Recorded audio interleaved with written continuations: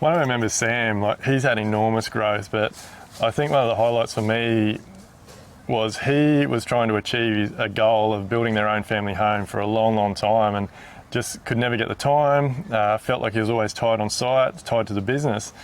But having the right systems and processes and support, and realising what he needed to do to put in place to give him the freedom. So like he's structured his business now, he does only 3 to 4 days a week on site, well he has for the last 12 months, and he's put another 2 to 3 days into building their own family home, and they recently just moved in over the Easter holidays. So what a massive achievement, like to have something like a goal like that on your cards for a long, long time, and then get the direction to be able to achieve it. Like it's phenomenal.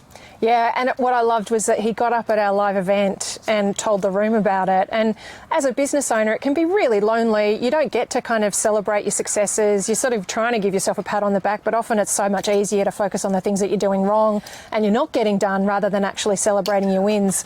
And for him to be able to stand up and tell the room what he'd been able to achieve and to see that reflected back to him was absolutely awesome. And on top of that, that was a big win for him, but on top of that, he's built his team, he understands his numbers, he's got a huge amount of work in front of him. He had the biggest turnover last year that he's had in business, so it just goes to show you when you have access to the right community, the right people, the right advice, the right documents, templates, all those types of things, that you really can achieve whatever you want to achieve.